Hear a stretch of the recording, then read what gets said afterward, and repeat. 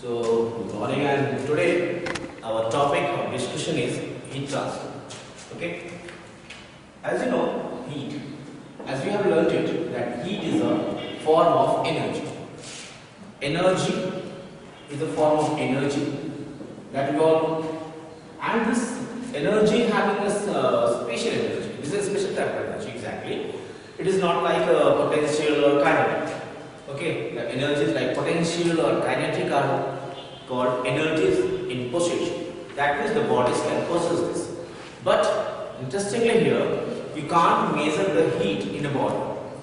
Rather, you can measure it during its transfer.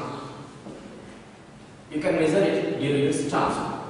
So we can measure amount of heat transferred, either taken or given. Either given to the surroundings or taken to surroundings or from one body to another body. So heat is an energy in transfer. It can be measured only in that term.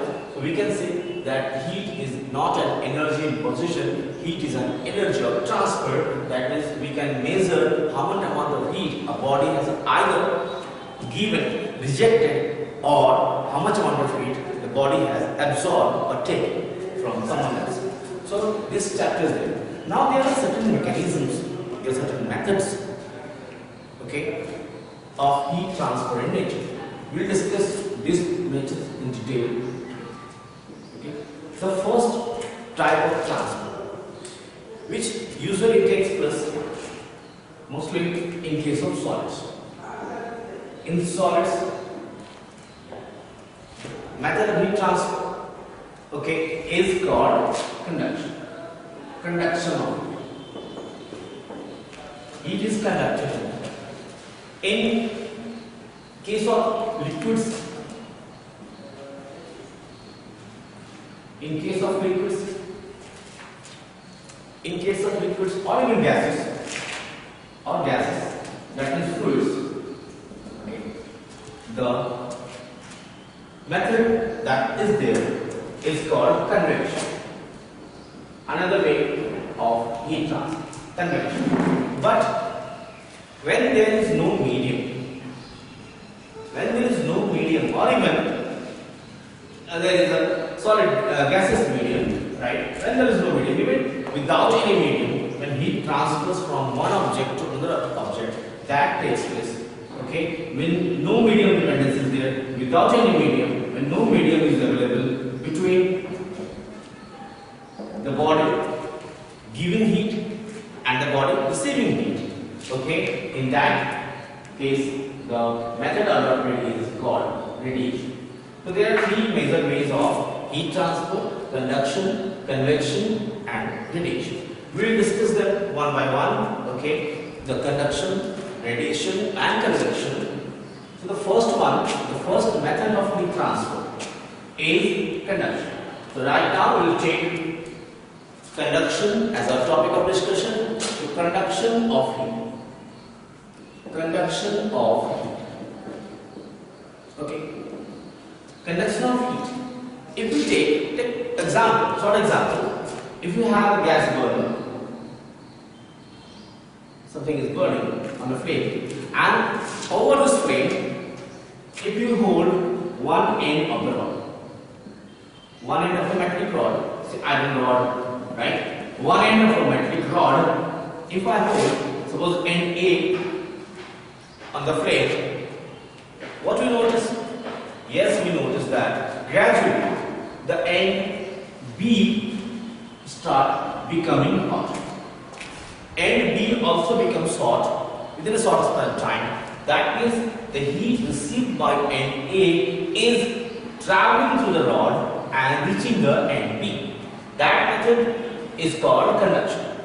So the rod is the other end of the rod, which is not of a flame, but still get heated, right? This is because a flow of heat through the metal from one end of the rod A to the other end B. That method, which takes place in this way, is called conduction of heat. We can say the heat is conducting between the two ends. End A, obviously at high temperature T1, and end B is at low temperature T2.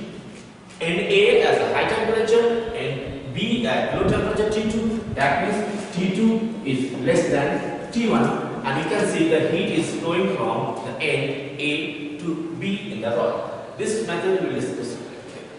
Now, to discuss the mechanism of heat conduction, we have to first understand the construction of solids. How are they made up of? Okay. In case of solid, there are two things: one, metals, and another, non-metals. One is metals, another type of substance, there are non-metals. What happens in metals, you know? We all know all metals and all can say the rods, the solids have what? Have two things. One, the molecules. Molecules are made up of atoms, and atoms are arranged, okay, at the locations in the crystal levels. Since metals having, apart from the atoms fixed at the lattice positions, okay, they have certain a good number of free electrons. They are called free electrons. They are free, means they are not bounded to the at the respective mother atoms. They are free to move randomly in the solid, in the substance. That's why these electrons are called free electrons. We all know the electrons are that subatomic particles who revolve around a nucleus in a particular atom. Every atomic orbit having a binding energy. When this energy they receive, an electron having the energy more than this, then definitely this electron will not remain a part of this atom, and it will jump off from the orbit, leaving its mother atom, and become free to move. These electrons, such ejected, are called free electrons, but these electrons will keep moving randomly, vigorously inside the atoms, right? Inside this, okay, in the solid. And non-metals, since non-metals are not good conductors, even in case of electricity, you have learned that the metals are good conductor of electricity, and that is why, because electrons can flow, electrons can transfer, electrons can drift. So electrons are drifted in case of electric current. In case of electric current, we know well the electrons get drifted due to what? Due to a differential potential between the two ends of a conductor. These electrons get right. And that's why non-metals are usually bad conductors of electricity. Similarly, in the case of heat, these electrons and these atoms. Okay, let us take one by one. In case of metals, when metal end, suppose the end A of the rod, the moment end A of the rod is kept over the frame, definitely it gets heat. It absorbs heat from the frame. Okay, once it absorbs heat, that does what? That increases the thermal energy. That increases the thermal energy of atoms as well as the electrons. Since atoms are bounded in the lattice, they are not free to move. They can do what? Atoms can do one thing, one kind of action. Atoms can do what? Atoms start vibrating. Okay, just vibrating about their mean position. They are moving to and fro. They start moving to and fro, right? This energy, thermal energy, agitates them, and during agitation, since they are not free to move, they can do what? They can oscillate about their mean position. Whereas electrons, since electrons get, and when the electrons get this energy, the thermal energy, they do what? They become excited. So the electrons become excited electrons. They are thermally excited, and since they have some extra energy, right, they start moving more fastly, more rapidly, and during the motion, definitely the moving matter, right, they have to collide. They collide randomly. They collide randomly, the collisions becomes random, and even when the temperature, more heat is given to them, by more temperature, right, if the more heat is supplied to the electron, their collisions becomes more frequent, right, and during collision, even if we consider the collisions to be elastic between two electrons, right, if we consider, even then there is a sharing of kinetic energy. There is sharing of energy. That means when one electron collides with another electron, it transferred the extra thermal energy to this neighboring electron. This electron, while getting this, it starts moving more energy, and again it collides with another one, and so on, so on, so on. This way, the energy is transferred between from one electron to another to the next to the next, and this way the total heat energy, the extra energy gets transferred from one end of the rod to the other end. These atoms, those who are vibrating, they are vibrating about the mean position. They are vibrating about the mean position, so they can transfer a very little bit of thermal energy to the neighboring ones. They do, but they can't do like electrons. So electrons, the excited electrons, the thermally agitated electrons, the electrons, those who have gained a lot of thermal energy, and they have become more vigorous, they have become more energetic, they have become fast, and hence they play the most important role in conduction of heat from one end of the rod to another end of the rod. Okay, in metals. Whereas in non-metals, in non-metals, what is the case? The difference between metals and non-metals lies in the fact, the number, the abundance, the availability of these free electrons. Yes, in non-metals, the free electrons are unavailable. Free electrons are unavailable. We don't have free electrons are absent. Free electrons are almost absent, or if they are there, maybe some of them, very few may be there, but these are very less in number. That means the free electron density in non-metals, non-metallic substances is very low. So what happens if we heat up a non-metallic substance?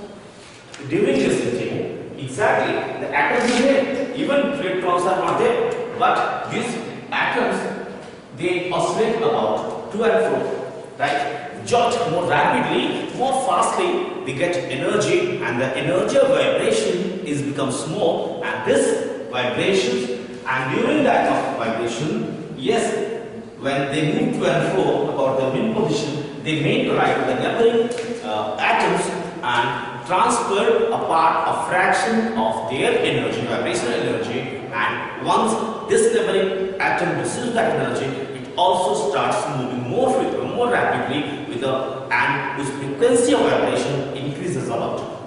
Okay, so one thing is clear from the discussion that basically the heat transfer or conduction of heat is better in metals than in non-metals. Why? Due to the absence of or very less density of free electrons that are available in non-metals. Whereas the contribution of free electron is there. The contribution of free electron is more in case of metals, whereas it is a bit less or much less than in non-metals, and that's why non-metals are poor conductors of heat, or we call them bad conductors. We call them bad conductors. Yes. Metals are good conductors. Metals are good conductors. Metals are referred as good conductors of heat. Yes. And that's why you have seen in the utensils, say the handles of pressure cooker. You know the handle pressure cooker. At one end, at the receiving end, where you hold the handle, okay, or in so many utensils used in households, in kitchen, you will notice that the handles are coated with either wood or plastic covering. They are having a covering of either wooden covering, may have a plastic covering. Why? Because these materials are not as good conductor as metals, so means they are almost insulators, they are almost bad conductors of heat. Okay, and that's why they don't support conduction, and this gives us comfort when we hold it. Okay, that is what that means. They are poor conductors, they are good, and metals are good conductors. So how do you classify them characteristically and quantitatively? The quantitative measurement of this conducting property, which one is a conductor, which one is a not, which one is a good, which one is a poor, right, is measured by a quantity called thermal conductivity. It's called thermal conductivity K, right? Like electrical conductivity sigma. Similarly, here we have a thermal conductive factor. So thermal conductivity is high, thermal K is high in case of metals, and K is very low or almost zero in case of non-metal. Obviously, ideal situations are just a matter of imaginations. Okay, you can't expect something to be an ideal conductor or even an ideal insulator. A bad conductor, nothing is completely bad, nothing is completely ideal.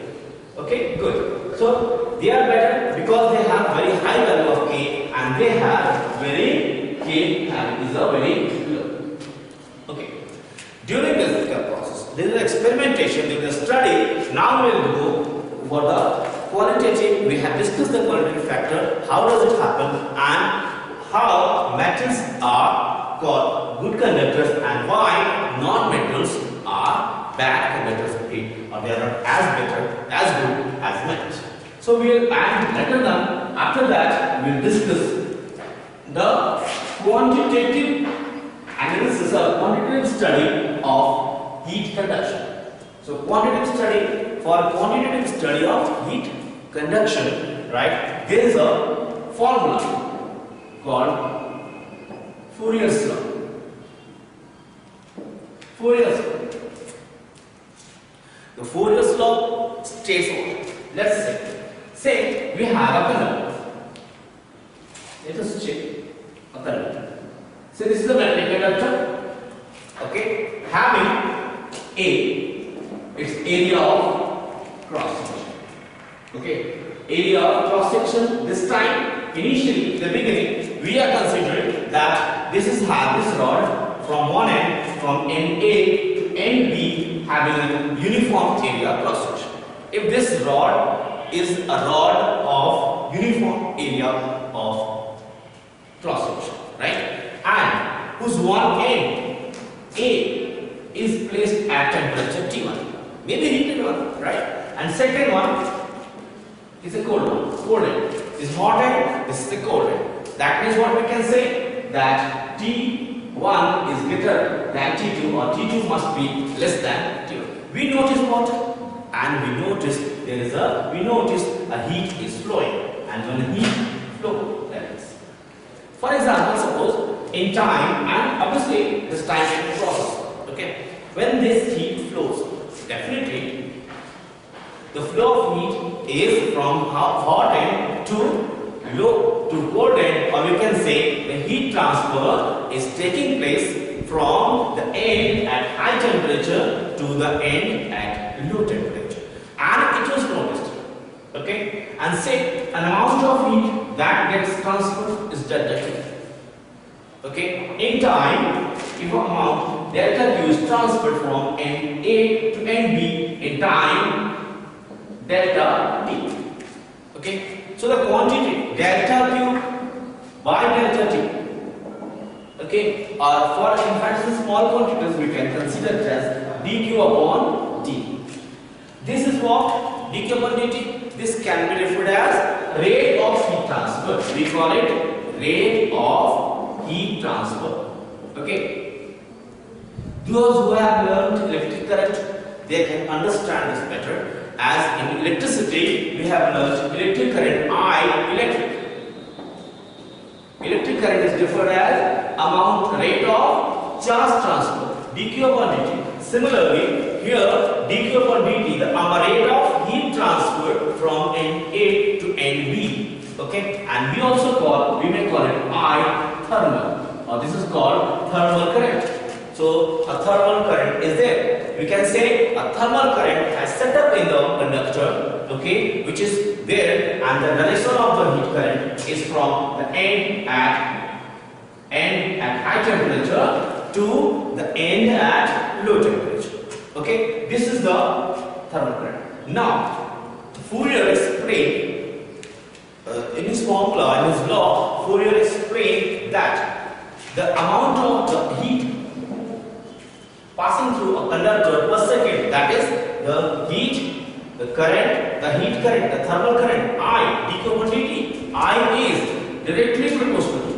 Yes, he noticed, and in the steady state, definitely in the steady state, when the heat flow has become steady. When heat flow has become steady, definitely we can consider it like this. And I is proportional to steady heat flow means when they have all the electrons having a specific energy right at a particular location. That means the temperature at any other point other than A and B, let it be C. C will have a temperature T, constant temperature T, and definitely T is going to be less than T1, but T will be greater than T2. Otherwise, heat flow will be not possible, right? So I is proportional to heat is first statement. I, the current, thermal current is directly proportional to the temperature difference between the two ends of the conductor.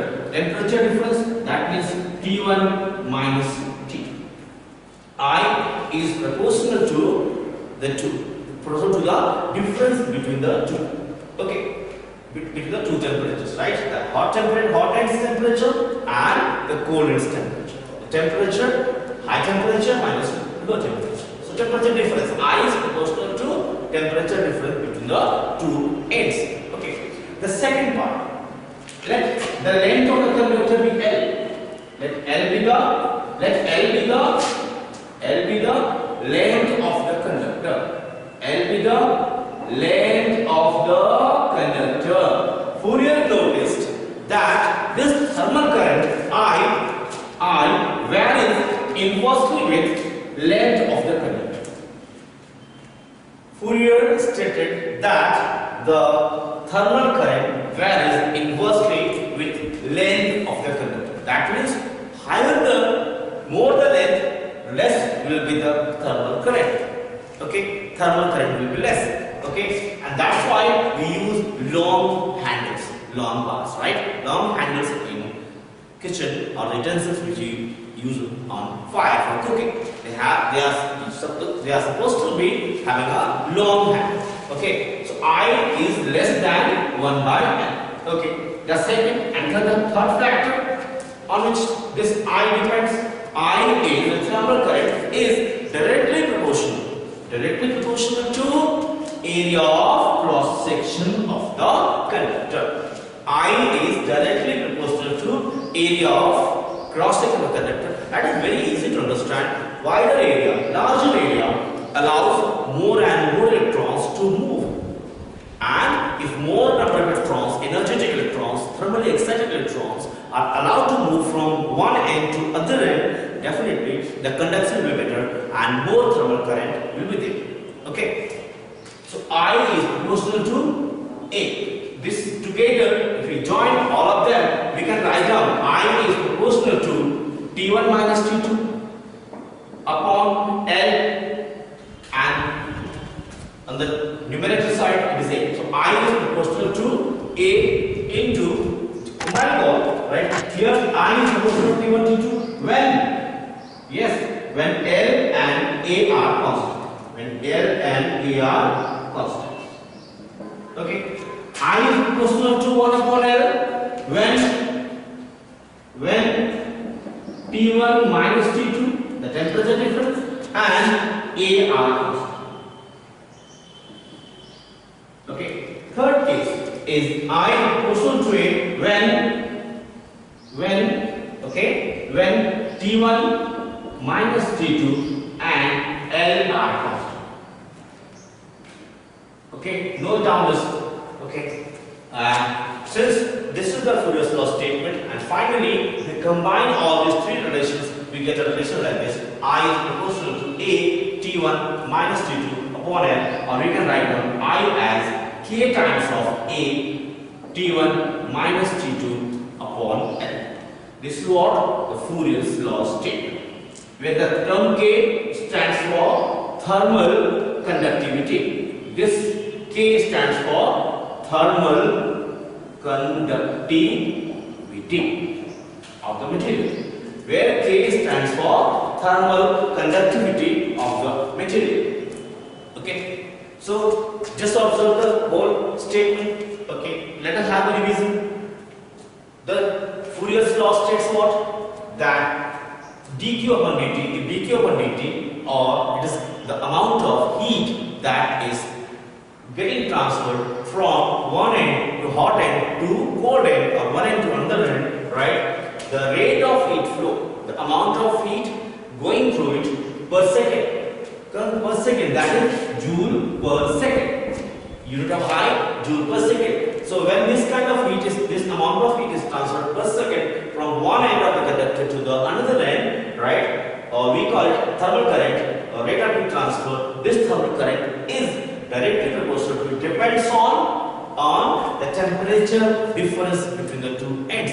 If the other end, suppose two ends are there, and if one end is placed at a very high temperature and other end is placed at a very low temperature, so this end is placed in boiling water and the other end is placed in ice cold water, right? The temperature difference will be of 100 degrees Celsius rather than in room temperature.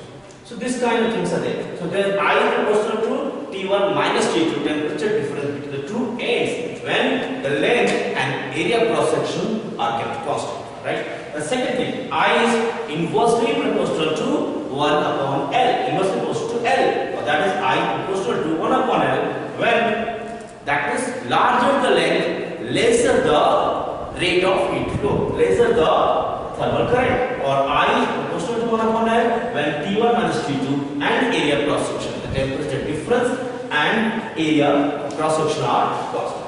I is proportional to A, area cross section when temperature difference and length are kept constant. These are the three statements, and combining all these three, we arrive at a final statement where I is proportional to A, T1 minus T2 upon L, replacing the proportionality sign by a constant K called thermal conductivity of the material. So one thing is clear from the full statement, what? That thermal current in a conductor depends on the material of the conductor. Okay, those having high thermal conductivity, definitely we can set up large thermal current in them. Okay, and those having less, obviously they are less conductive. Now come to the point once more. Let us get into the another form. Check. We have, see this. Say we have a conductor. Say we have a conductor like this. Okay. A uniform cross section area A. Okay. And P to Q. And P of the conductor is at supposed temperature T1, and Q is at temperature T2, which is obviously obvious. T2 is less than T1, then heat will flow from the end P to the end Q. Okay, one end to the other end. The heat will flow in the conductor. This heat will flow inside the conductor. That is the flow of thermal electrons. The inner electrons having thermal energy is from between the end P, from end P to the end other end Q. Okay, if that is the scenario. Say we have one end. Say these two, R and S. Say a surface, cross section area, a surface area, right? Say a surface and a distance x from the end A. If L is the total length, suppose L is the length of the conductor. Okay. Say at a distance x. Definitely, when the surface R will be considered, you will understand that its temperature will be less than T1 and say it is T. When it is T, definitely if you move a small distance, say dx, and we get another cross section, another area, right? Which is the surface is at S. Let us make it surface area like this. Feeling. You must have a feeling, that is more important. Okay. So from this end to the other end, when we have another cross section at distance dx from here, whose temperature, and one thing is very easy to understand, that when we move along the direction of heat flow, what happens? We encounter the loss or falling temperature. We encounter falling temperature because the heat flow, the direction of heat flow is from high end temperature end to low temperature end, right? So if the temperature is T, temperature here must be T minus T, right? There is a small fall in the temperature, if you notice, between the two ends R and S. So thermal current between them, thermal current with them is, say it is di between these two ends is what? Come to the Fourier's law. Fourier's law says what? It is the t minus dt. Is k times of t minus. Okay, t minus dt. Okay, this upon area. Upon area? No, upon length. And length here is between these two ends. The length is dx. On cross section area is a, or we can write down k times of a. T minus t. This is minus dt, or we can get it as a minus quantity, minus of dt upon a k minus dt upon dx. This step, this is what? Dt upon dx. Check. This dt upon dx is x is increasing, or we can write down this expression as k into a into minus dt upon dx. Right? So dt upon dx is negative always. dt upon dx indicates what? That how much temperature has dropped when we move through a unit distance along the direction of thermal current. So this quantity is a measure of that, and dt upon dx, the term dt upon dx is called temperature gradient. It's called temperature gradient. Okay, and hence the expression Ka minus dt upon dx. Okay, so keep in mind this is always negative quantity. Okay, when we move in that, so current is di, the thermal current I is di. Okay, or it is thermal current I is dq upon dt. The thermal current I is dq upon dt, and this is what the expression, this is the differential form of the Fourier's law. dq upon dt is equals to Ka in bracket minus of dt upon dx, or we can write on a straight way dq upon dt is equals to minus Ka into dt upon dx. Okay, now say in other things, check it in the other.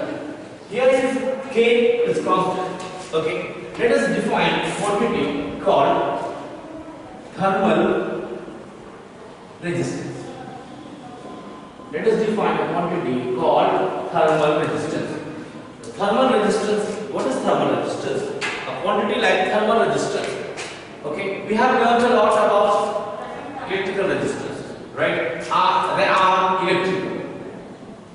Electrical is, we also know from the Ohm's law, V is equals to IR.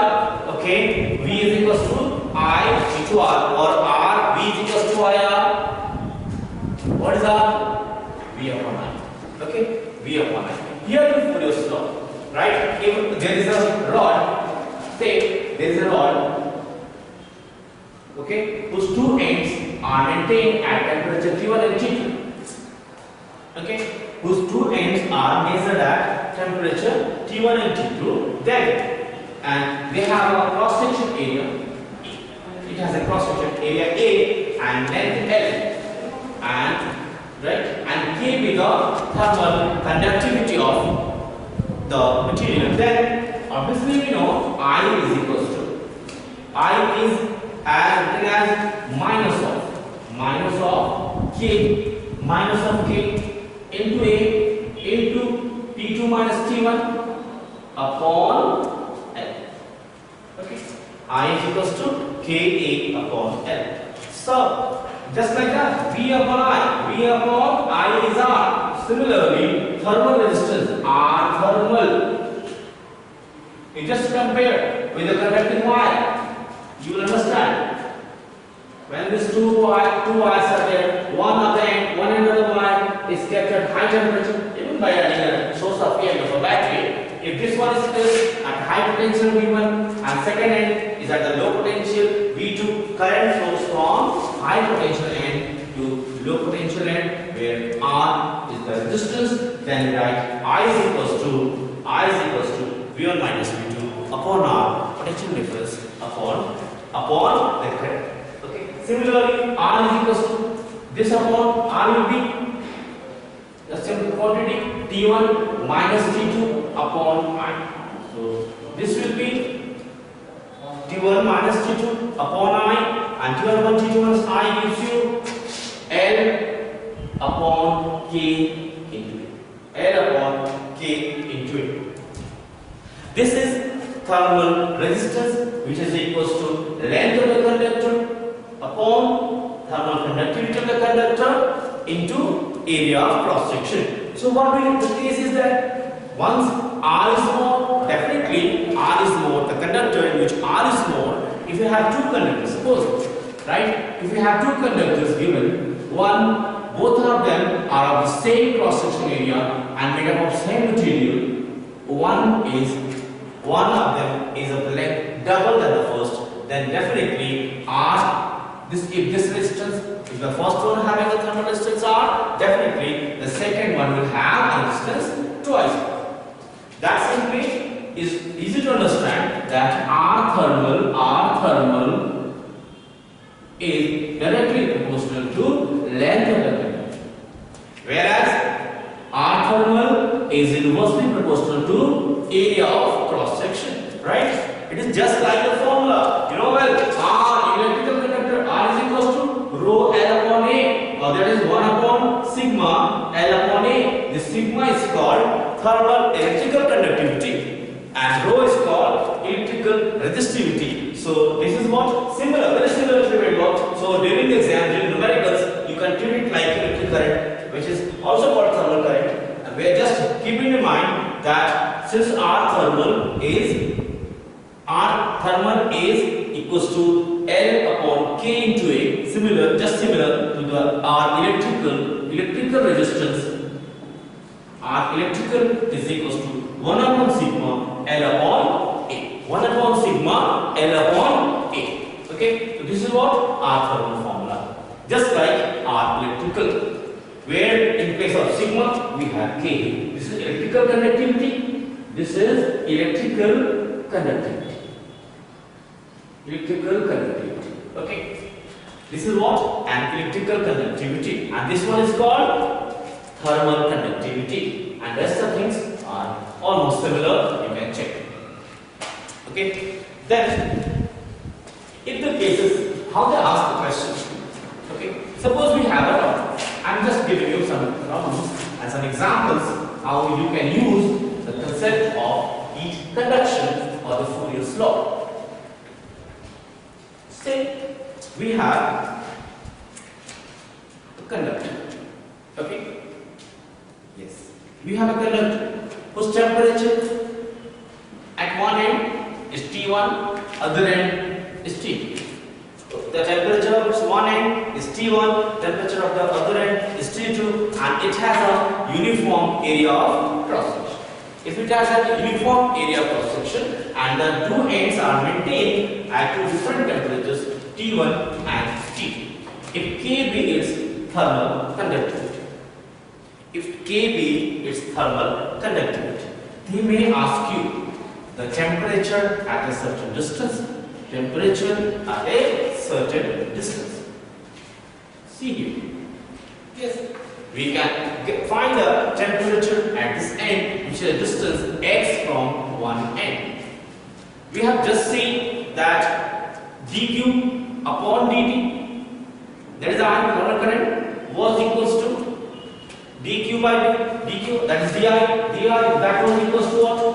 You have just seen it is current is dt, that is dt temperature, okay, dt upon dx, obviously minus this into a upon L upon d, K A into dt upon, or we just write the figure, minus of K A dt upon dx. Okay. Yes.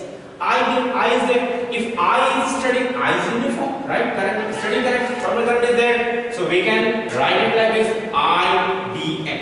I dx is equals to minus K A d, minus K A dt. Okay, or I dx is that, or we can write down this I upon K A into dx is equals to minus of d.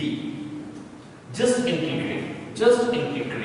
Okay, here at end A, at this end, the value of x is 0. At the point where, suppose at the point P, they are asking you what will be the temperature at distance x from the one end of the conductor.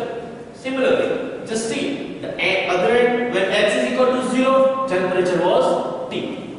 Okay, when the distance is x, the temperature becomes T. So just a simple integration, we can find out the value of T, or we can write on this as I upon Ka, and this will be x is 0 to x, and the right hand side minus this is what? Temperature T, or it is from T1 to T.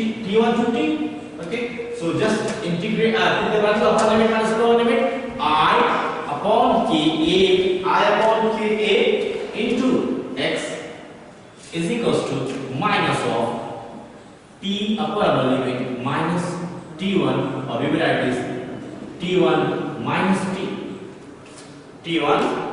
T. So from there we can easily find out the value of temperature over there, and temperature T can be find out as T1 minus of I x upon Ka. This is what the temperature at a distance x. When x becomes L, the total length, let L be the length of the conductor as usual. Okay, let L be the length, then when x becomes L, right? Yes, the temperature T becomes T. So we can put it over there. Okay, and from x equals to L, let's put T is equals to T2 is equals to T1 minus I into L upon Ka. Okay, and we can find out this again I in terms of that. Very simple to understand. Let us see some other types of problems we ask. The other types are related to the combination of the conductors, just like combination of the resistors. Okay, combination of the conductors. Say we have one conductor here. This having a cross section area A1, this having a length L1, and this having a thermal conductivity K1. Okay, if it is connected with another cross surface, another conductor, like this. Okay, this is how they are connected. Okay, so they have this having cross section area say A2, having the length L2, and having conductivity K. End-to-end combination is called series combination. Yes, end-to-end combination is called series combination. If temperature here is maintained at T1, the other end is T2, and yes, T2 is less than T1, that means your heat flow is from the first to the second, or going from left to right. Heat transfer is from left to right as the temperature of this end, that is T1, is greater than T2. This T2 is at less temperature, so there is series combination. Just remember the case of electrical conductivity. In the case of electrical resistance, when we have two resistors, we have learned this in class 10th also. When two resistors are connected end to end, one end of the conductor is connected to the other end, right? So this is what the case. Say two resistors were taken separately. We have a resistor over here, say R1, AB, and another resistor if we have like CD with resistance R2. If they are connected side by side or end to end means this is first one, your A to B, the R1 and B and C end. B and C, both ends are connected like this, and this B. This kind of combination we used to call series combination, and here the effective resistors, say it's R1, R2, the R effective or R equivalent, R effective or R equivalent is also written as R1 plus R2. R is equals to R1 plus R2. Okay. Here we can also write down R effective in the the same formula, same way R effective is. What is R? We know where R is rho L by A or 1 upon sigma L by A, right? So the first one having R1, check its R1 is equals to, what is R1? R1 is 1 upon K1 L1 upon A. 1 upon K1 L1 upon A1. Similarly, the thermal resistance of second one is 1 upon K2 L2 upon A2. And when they are connected in series, right, we write down R equivalent as R1 plus R2, that is 1 upon K1 L1 upon A1 plus 1 upon K2 L2 upon A. What a simple thing. Since R equivalent or R effective thermal resistance is known, and temperature differences, the two ends having a temperature difference T1 T2, right? We can find out the thermal current over there. I is equals to I is T1 minus T2 upon this R equivalent. So we can find out thermal current also there. And not only that, if this is the case, they may ask you the temperature of the junction T over here. Since I is equal in both, right? How to solve this kind of problems when they ask the temperature of the junction? In the temperature of the junction, that is suppose T is there. So since they are connected and same current is flowing through them, in series combination, the current between the resistors is equal. I is similar in both. So here also the thermal current is similar in both these conductors, and hence I in the first one is equals to I in the second one. I in the first one can be written as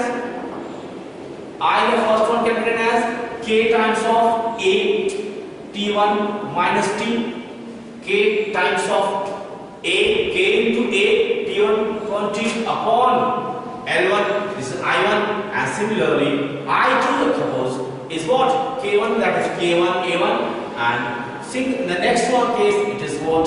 K2 A2, and here T, just check, the second conductor T is greater than T2, so we write T minus T2 upon L. And since there is a series combination, the same current is flowing through both of them, right? Since the same current is flowing through both of them, we can say what? In series combination, my dear, keep it in mind, end-to-end connections are series combinations, and in series combination, since the same current flow, we have to say I1 is equals to I2, just equate them, solve it, and you will get an expression for the T, the temperature of the junction. Similar, when two conductors, right, are connected, not end to end, but their ends are joined. Their ends are joined. We will have joined their ends like this. Suppose two rods are there. One of them is rod A. Rod 1. Second one is the second rod, and second rod is connected like this.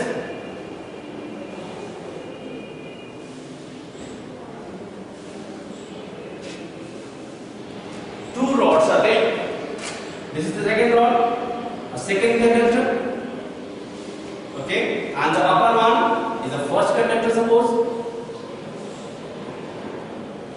And their junctions are there. They are connected at the ends. Okay, that means this temperature, let us be T1, and let us consider the second end be T2. That means temperature difference between both of them. Temperature difference between both the conductors is equal, that is one end of both the conductors is at temperature T1, where the other end of both the conductors is at temperature T2, and if the thermal conductivity of the first one is K1 and that of the second one is K2, first one having thermal conductivity K1, second one having a thermal conductivity K2, first one having area cross section A1, second one having a area cross section A2. Right? Here the lengths are equal. They may be equal, they may not be, but the ends are clear, right? So this is the case. And when if you want to get the effective thermal resistance of this combination, exactly this is what? This is just like connecting two resistors like this. Connecting two resistors which were earlier AB and CD in this fashion. Their end to end, not end to end. They are connected in parallel when both of the ends are applied to one potential difference, say V1, and the another end of both of them are applied with the same potential V2. That means both these electrical conductors are being operated between the same potential difference. Similarly, here in both these thermal conductors, the ends are maintained, both the ends are maintained at the similar temperatures T1 and T2, right? This end is P, this end is Q. So P end of both of the conductors is at temperature T1 and this is T2. Here we know the resistance of the R1 and resistance of the second one is R2. Here in case of parallel combination, we know how to get R equivalent, and we know R equivalent will be, R equivalent is given as R1 into R2 upon R1 plus R2. Exactly, we have solved one. The final exact formula is one, because it may not be true. It may be n number of conductors, right? So formula is exactly 1 upon R equivalent is 1 upon R1 plus 1 upon R2 just for 2. By solving that we get. Similarly here, the effective thermal resistance R effective of this combination will be R1 R2 upon R1 plus R2. You know the formula of writing R1 is, yes, R1 is here. What is R1 over here?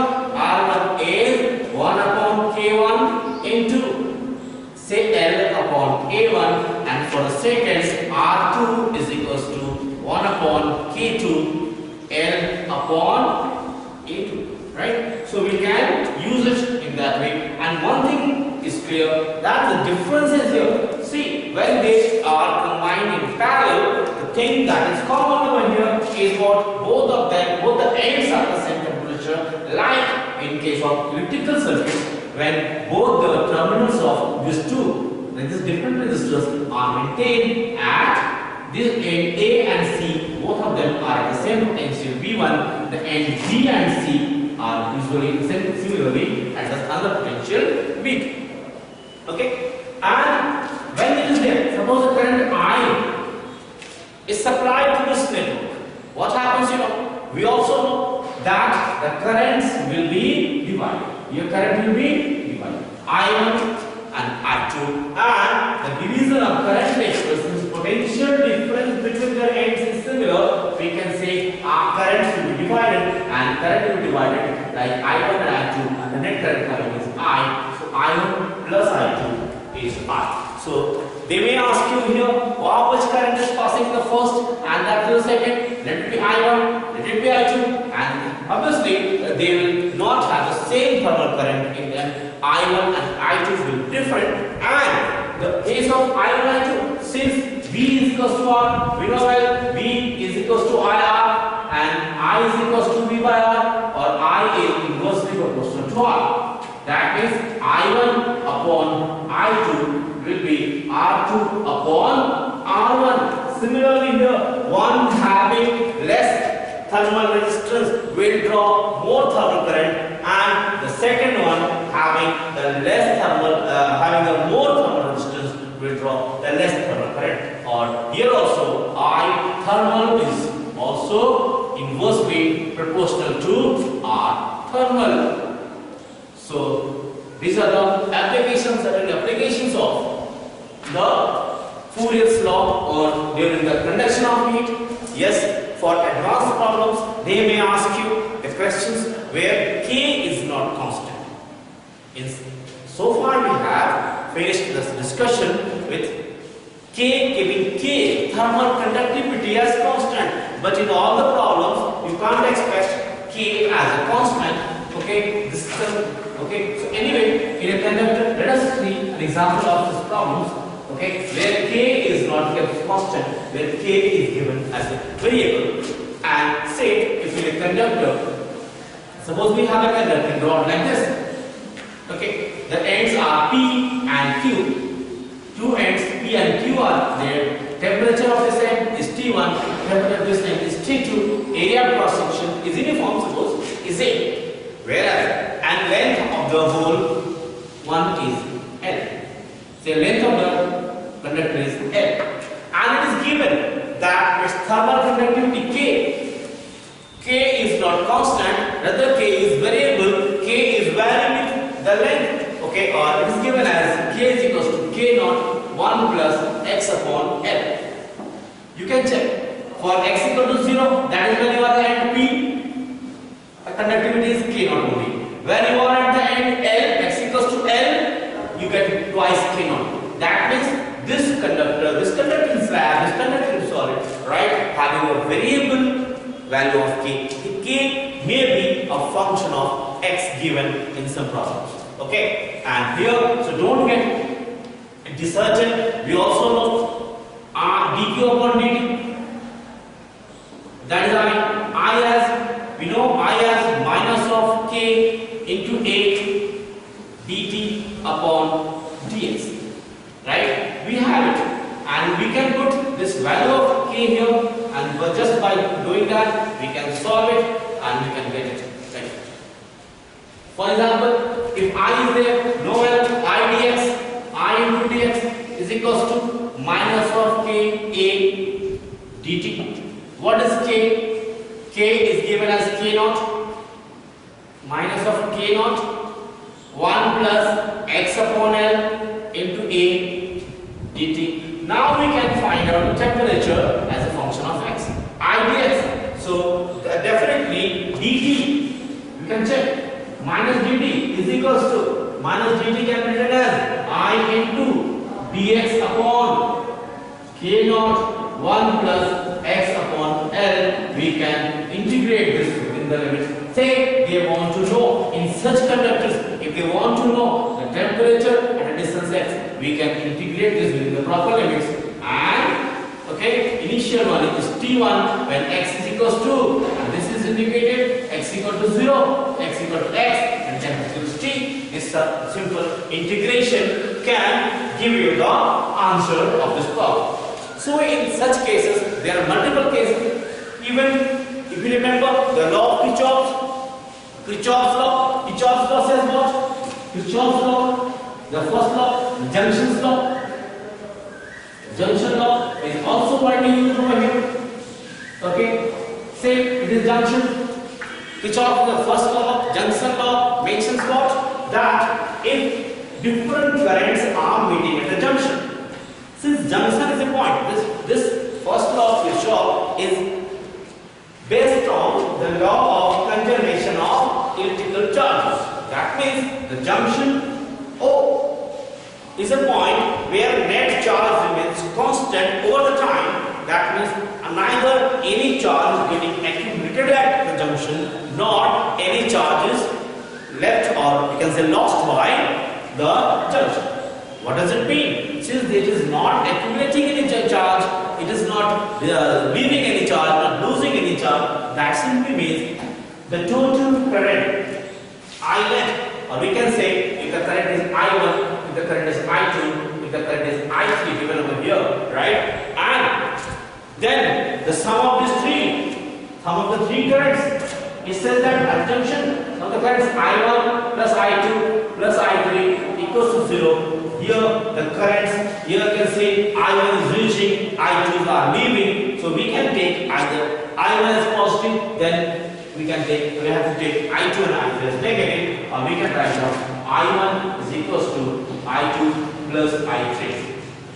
Okay, so the current reaching the junction is equals to the current leaving the junction. The same concept can be asked, on the basis of the same concept, they ask you the questions in thermal conductivity or in the chapter of thermal conduction. They may give you. Now see, if the wires are given as usual as distances R1 and R2, R3, and the potential differences are V1, V2, V3, right? You may write down it like that. You can write down the formula I1. I1 is V1 by R1. Similarly, and V1 minus. It's a junction. This is a common point for all these conducting wires, and hence here it will be say a potential V. Similarly, in that way, in this way, they can give you the three thermal conductors, right? Like this. Like three thermal conductors. One, the second, and the third. And they may give you the temperatures like this: T, 2T, and 3T. These are the three temperatures of these three ends of three different conductors. Say A, or say P, Q, and R, or A, B, and C. A, B, and C. A, B, and C are the three ends of three different rods. Okay, this is the junction point O. They may ask you, they may give you the lengths L1, L2, and L3. Okay, the lengths may be given as L1, L2, and 3. They may be given, you may give, they must give you the value of the thermal conductivity, this K1, K2, and K3. So from that one, where one can understand, and this junction, suppose it as a temperature, they may ask you temperature of O. What is the one? We can solve this problem on the basis of Kirchhoff's law as we get the potential of the point V. Why? Here we can see the potential difference is V1, V. So here current is going from V1 to V. So what we write? I1 is V1 minus V upon R1. Similarly, I2 as V minus V2 upon R2. Similarly, for the third, I3 here in this equation number 2, I3 as V minus V3 upon R3. Okay, and by that we can find out by solving we can get the value of V. Similarly here by solving this one, right, the thermal currents, say I is there, I1 plus I2 plus I3, make it 0, sum total is 0, summation of all currents at the junction is 0 by using this Kirchhoff's law. Kirchhoff's law of junction. We can solve a problem in thermal conductivity. Let us have another problem like this. Say we have a cylinder, or you can say a sphere, right? A sphere having a cavity. Say we have a sphere, and there is a cavity over here. Okay, you are familiar with this in electrostatics and electric current. Okay, such kind of spheres are there having cavity. Say internal radius is R1 and external radius is R2. Okay, and if the internal one is placed at a temperature T1 and the external one is at temperature T2, the conducting material is over here. This is a cavity inside. And if one end is at temperature T1, other end is at temperature T2, definitely one can be sure that heat will flow like this. Heat will flow radially outwards. Heat flow will be radially outwards from the surface at low temperature to the surface at high temperature. How to establish the formula? If K be the thermal conductivity given, let K given, K be the thermal conductivity of the sphere, of the material of the sphere, right? And see how to get. Let us imagine now. We will do what? We will then consider a surface over here, symmetrical one, right? Yes, having a thickness. Say the thickness may be taken. Okay, like this. Over the whole one. Just wait for a while as you complete the figure. And this one is, suppose suppose the thickness, right? This is the thickness of this. Okay. Say, here it has a radius, suppose r, and the thickness of the surface is this thickness is dr. Okay. Now we cut it. What do you get? Just cross section area. Just check. This area is the radius r. Its surface area will be pi r square. Area is pi r square, and when heat is flowing, see what is the case? When it means you are having a seat like this. You are having a seat like this. The surface area is pi r square, and the thickness of the seat is dr. That means you can replace length factor dl, okay, or dx by dr, and area as pi r square. That means thermal current I is equals to, or that is dq upon dt. In that case will be, if K is the thermal conductivity, then definitely I will be 1 upon K. Sorry, I will be K into A. What is area A? A is pi r square.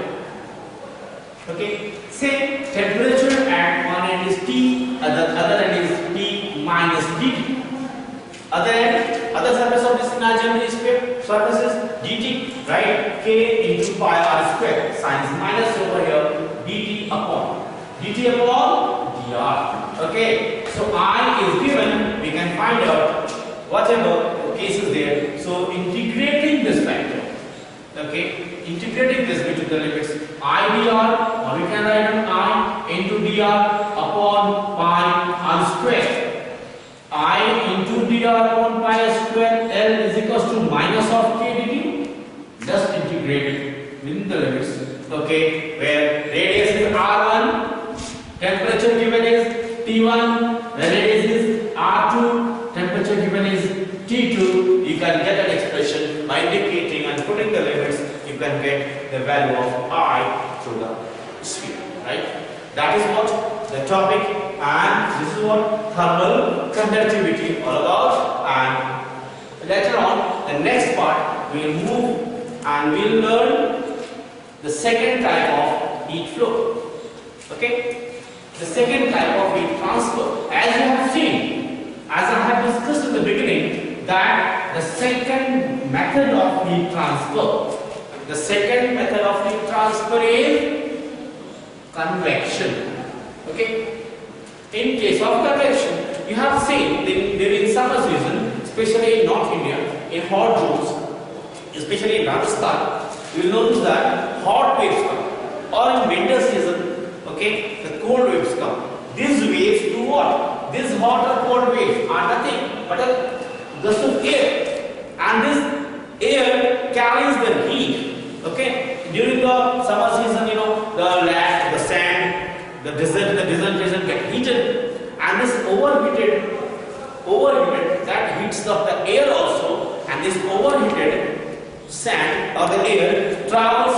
Since the heated becomes lighter, it goes up, and since it travels from one end to another. This air coming is carrying a lot of heat from one end to another end. This medium, right? A medium, particular medium is used to carry the heat, transfer the heat from one end of the atmosphere to other end, one region of the atmosphere to another region of the atmosphere. That method is definitely conduction. And second way, we can understand that by keeping certain water on a flame. If you keep certain water on a flame, on fire, right? If you put it on fire, what do you notice? The heat supplied by the flame, okay, by the source, the flame is given at first reaches to the molecules, those who are very near, right? Those who are near the bottom of the container. These molecules, they absorb the heat. Since in liquids they are not that much tightly bounded in their crystal lattice like solids. Okay, they are a little bit free to move, and when these molecules or atoms, when they get heat, okay, as they are first they are encountering the incoming heat, the heat absorbing, right? The heat entering the container or the liquid. They are encountering it first. They first get the heat. They become energetic and they start moving randomly, literally moving upwards. Okay, and they go up. When they go up, they leave a vacant place. At this vacant place, the new molecules arrive. These new molecules again absorb heat and again becomes excited and they go up to the top. This kind of flow, that means you can see there is a flow of molecules or atoms take place like in this way. From one who is getting heat is reaching the top, right? Another one which is not that much heated, not that much energetic, they are coming down, getting heat and goes up. This cycle runs until the heat flow, this cycle runs and this heat flow travels from the bottom of the container to the top of the container, bottom of the liquid, to the top of the liquid, until and unless the whole liquid attains a common temperature. Until and unless the whole liquid attains a common temperature, and when this common temperature, that is how the whole of the water gets heated. And you know well, when the water reaches at its boiling point, the temperature reaches at the boiling point, right? The water starts boiling at a fixed temperature. Well, how the whole temperature, how the whole liquid, how does it maintain the constant temperature during boiling? It is because of the convectional method or the method of convection of heat. Heat is convected from one end to another end by the molecules of the medium itself. It is not just by vibrating and transferring a fraction of energy to the neighboring ones. It is exactly, they are physically having energy and they are taking it to the other end of the medium. That is what called convection, okay, which is usually famous in fluids, air or liquid mediums. And later on, the third process of heat transfer, as you know, is radiation, and radiation is an altogether different method, different phenomena. We will discuss about the radiation method of heat transfer in the next video. Thank you.